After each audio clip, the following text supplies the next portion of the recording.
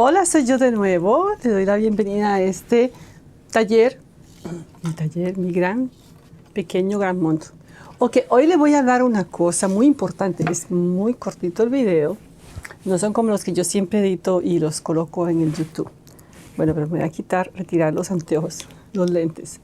Bueno, les voy a hablar sobre el sombreado. Cuán importante es que aprendamos el sombreado. Pero para aplicarlo en una manzana es muy fácil porque es redonda totalmente. Pero es el concepto básico para aprenderlo y es muy importante las partes de la sombra. Yo tengo un video que habla sobre eso. Es una clase completamente, una lección bien grande porque ahí les digo, ahí les sugiero las diferentes fuentes de luz y las posiciones de la luz. Las partes de la sombra, los nombres de las partes de la sombra. Ahora, yo les quiero contar esto porque ahora cuando me maquillé para hacer este video, lo hice, me apliqué la base con las manos y me toqué el rostro. Claro, ahora estoy más delgada, pero sentí una sensación agradable, porque antes yo veía a mi abuela aplicarse la base con las manos. Pero después yo lo hice por mucho tiempo así y después empecé a utilizar una brocha para aplicarme la base y después una esponja como la forma de un huevito. Pero hoy, esta mañana hice diferente, algo diferente, lo hice con las manos y me toqué el rostro. Y sentí bonito porque esta es lo que está debajo de nosotros, es la calavera, es nuestra estructura. Malmente visto por muchas personas como algo malévolo, como de las brujas, tener un esqueleto, una calavera, eso es muy inconveniente, porque el artista sabe que esa es la estructura que sostiene el cuerpo. Un edificio tiene estructuras que son todo el armazón, las vigas, todo eso, y nuestra estructura es el esqueleto. Es una máquina perfecta y está cubierto por músculos, tendones, nervios, piel. Y eso es lo que nos sostiene. Si no tuviéramos esa estructura, nos caeríamos así como un trapo viejo.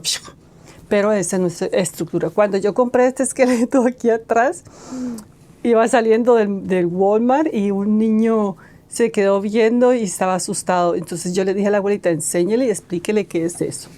Bueno, vea, aquí tengo me gusta mucho comprar estas cosas porque esto me sirve para el estudio de la figura humana. Si usted toca su rostro, puede sentir que usted tiene cavidades donde están las oculares, los ojos, las bolitas de los ojos adentro. Puede sentir, sí, bueno, como yo, puede sentir ahora que estoy bien delgada, todos los huesitos, mire, los pómulos, que cuando la persona adelgaza se le nota. ¿Ve? Toda esta estructura es muy importante conocerla. Cómpreselo. Yo le puse aquí una X porque esto no lo tiene el real, es que esto es artificial. ¿Ven? Pero esta corte no lo tiene, el hueso frontal. Bueno, entonces, ¿por qué les digo esto? Porque esto es para principiantes. Cuando estamos aprendiendo y nos lanzamos a pintar, olvidamos las partes de la sombra. Y eso tiene que aplicarlo en todas las cosas que usted quiera demostrar que tiene 3D. Yo en este momento yo soy 3D, usted es 3D. Pero en la pantalla usted está viendo algo plano, un 3D. ¿Cómo logramos el 3D? Utilizando las sombras. Quiero mostrarles una pintura con la cual gané un primer lugar. Yo me sentí ese día. Miren, aquí está. Ella se llama Alisa. Casi todas mis pinturas de personajes son personas reales que existen en la vida. Y tiene su historia. Eso me encanta.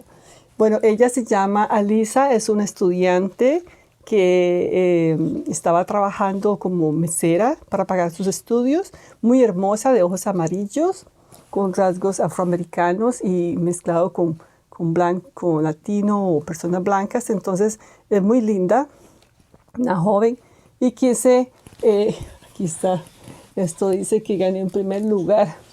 Ay, yo me sentí tan contenta. Sí, en West Shore, en marzo 22 de 2013. Me sentí muy feliz. La felicidad me duró así como 3 días. con la sonrisa de oreja a oreja. Mire, yo apliqué las bases del sombreado en todo su rostro. Ahí como lo pueden ver.